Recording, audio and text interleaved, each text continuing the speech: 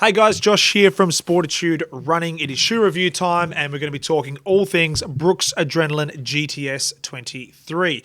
This shoe here has just landed mid-part of June 2023 and pretty exciting update for a very reliable, honest, consistent performer. So as we touched on, this will be a comparison review. So I have the GTS 22 in my hand through here. And what we'll do in today's review, we'll cover the outsole, the midsole, and the upper. There are marginal changes in all three of those engineering categories, but we'll dive into them in today's review. And yeah, so we'll give you all the information at home to, who knows, maybe make this your next shoe purchase. So without further ado, let's get stuck in. So before we dive in, we do want to highlight that this shoe is engineered and designed for the mild overpronator. So if you are unaware of what that specifically means, it means that someone who has a slightly flatter arch as they transition through their gait cycle, so be it landing on heel first or mid-foot first, even forefoot, as you transition through your mid-stance phase, we have a tendency just to favour that medial side, so roll in over that arch. And as you can see, the strategically placed guide rails just offers an element of support and protection for that mild overpronator. And the other thing too is this is a cushion shoe. It's not the max cushion shoe in this category. The Glycerin GTS franchise does talk to that person looking for a little bit more underneath the foot. We sort of categorize this shoe into what we classify the balanced cushion category. So there is element of protection, but more often than not, we tend to find this has a pretty consistent feel right through the entire performance of the midsole, right through to the forefoot. We get a bit more response out of the gait cycle, and that's due to the DNA Loft version 2 technology on offer. So as we described, the shoe has some cushioning, but the performance of this midsole is more about balance and stability throughout the entire gait cycle. So it isn't marshmallow soft underneath the foot. You wouldn't want that from a shoe like this. What you want with the Adrenaline franchise is the protection that you require, but also staying on top of that midsole as you transition through your gait cycle. So a shoe like that, and where it classifies into two shoe rotation, it is a workhorse. It's a shoe that's going to allow you to get out the road, push those kilometers, but being the fact that it's not crazy soft underneath the foot, it can actually cater for someone who's looking to pick up the pace in their longer runs, or you could potentially use it for some speed workouts as well. It isn't the lightest shoe in that category, but by no means is it the heaviest as well, which is a good thing. It sort of really covers a lot of that versatility on offer for your training out on the road. But the main thing is obviously the guide rail technology, talking to that mild overpronator, getting the support and protection that you require.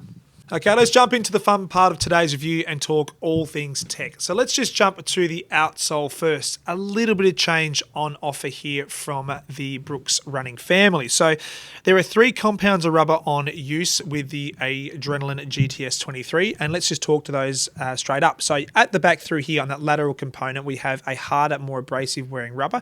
The main reason it's been strategically placed there is for your heel strikers that make contact with the ground. You want an element of hardier rubber, which is going to protect the asset being the midsole.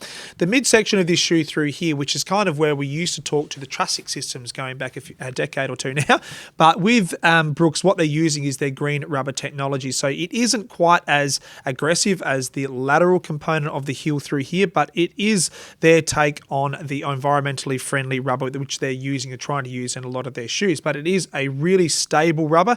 It does play a strategic part in the overall engineering of the shoe. So as we touched on 10 seconds ago, we used to see sort of plastic trussic systems on offer, but now that full ground coverage is very popular with nearly every single brand. So using a good hardy rubber in that midsection is going to provide a lot of element the element of support you need. And you can see a little bit of exposed DNA Loft cushioning system through here. I'm going to try and articulate why they have done that and why they don't fill this out. So when you're transitioning from your heel strike zone to your mid-start zone, this will just compress a little bit more on the lateral side, which aids in the protection of the medial side of this shoe and works in unison with the guide rails for those overpronators. It's only a degree or two in overall transition, but it does help support the overpronator. And as you come through to the forefoot, we have the blown rubber technology. Now, blown rubber is a softer, spongier rubber in comparison to the other 2 compounds. Holding them up side by side, it is very hard to see the difference, but what we can tell you is because the DNA Loft cushioning system, V2, is slightly softer, they have a little bit more coverage underneath with regards to the rubber on offer in comparison to the 22. It is very hard to see. We have 1, 2, 3, 4, 5 units on offer with 22, and now we have 1, 2, 3, and 4 units on offer with regards to rubber coverage. So a little bit more protection underneath the outsole there. Now let's just jump straight to the top and talk all things upper. With Brooks, for a number of years now, they've been incredibly good at executing fantastic uppers. Now, what we have on offer in comparison from 23 to 22 is not a whole lot of change, and that's a pretty consistent theme with regards to every engineering component of this shoe. But let's talk to the mild changes with 23.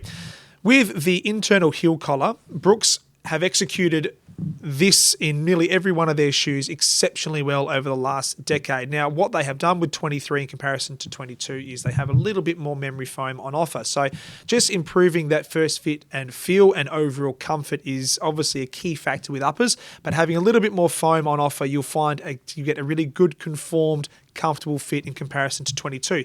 And 22 was a very successful shoe with the heel collar and heel counter execution.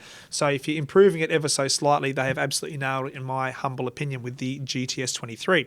And as we touched on, the heel counter is an important part of the engineering of this shoe. Internal construction, so you have a really stable plastic piece on offer inside that heel collar to keep your Achilles insertion and the calcaneus heel nice and stable on entry, mid-stance and release. Exactly the same can set up with 22. As we're coming through to the upper of this shoe, the 3D form fit, or I think they call it at Brooks, but it's a 3D technology, which is essentially this overlay on the lateral and the medial side through here. So one piece of feedback that Brooks did find was there is some inconsistent wear or a little bit of increased tension where the upper meets the midsole on the medial and the lateral side. So what they have done is they have addressed that issue and reinforced the upper to midsole intersection on the lateral as well as the medial side. So those subtle improvements don't change the fit of the shoe, but they do change the performance, which is a great thing. And what you get with the Adrenaline franchise, you get the gusseted tongue construction, which is an important part of the overall fit of the saddle of this shoe. So nothing has changed there from 23 to 22. And the other important piece is the jacquard engineering, which is on offer in the forefoot of this shoe. Nothing has changed in regard to the overall breathability, width, depth, and fit of that forefoot. They are almost exactly the same, almost identical. So one doesn't breathe better than the other, but it's the fit and the consistency in regards to the execution of the upper that probably makes the Adrenaline franchise one of the more popular shoes on the market. And let's jump to the midsole part of today's shoe review. Now, again, not a lot of change through here. Let's talk to the tech stack sheet first. We have a 12mm offset, which is 24 in the heel and 12 in the forefoot. Same in the 23 as it was in the 22. The main difference is that we have DNA Loft version 2 in comparison to DNA Loft technology underneath the foot through here. So why the change? Well, DNA Loft version 2 is a slightly softer compound. Now we're talking marginal change with the overall cushioning of the Adrenaline 23. The other way to execute softness or, a slightly plusher feel underneath the foot is playing around with a few different features. You can see through here we have a slight little cutout on the lateral side of the midsole here for your heel strikers in comparison to 22. Now, it's not going to be catastrophically different underneath the foot. Actually, I'd be surprised if you noticed it from your first run in these shoes. It probably is going to play more of a part when the shoe wears in. K100, K200, K300 sort of life, you notice them to be a little bit softer underneath the foot on entry. The other thing too to call out, obviously we touched on in the intro, this shoe is designed for a mild overpronator. So the last couple of seasons since Adrenaline 19, so we're up to the fourth version of the Adrenaline franchise with guide rails now, is Brooks have used their BioMogo technology on the medial side. Now, it is a slightly firmer density of foam, and it's really important to get that right because the contrast between the lateral and medial side for stability shoes over a number of years has been really important. Dual density has been used by a number of brands, and we're seeing that phased out, but having a slightly firmer guide rail technology on the medial side does aid in holding that foot in the appropriate stance phase through the midsection of your gait cycle. But talking to the lateral guide rail, it's really important to know that this does actually start a little bit further back. The reason they do that is to keep the heel nice and stable on entry for your heel strikers. And as we touched on, this shoe is designed for heel strikers, but if you happen to be a midfoot or forefoot runner and like the overall comfort of this shoe, it's still going to be absolutely fine.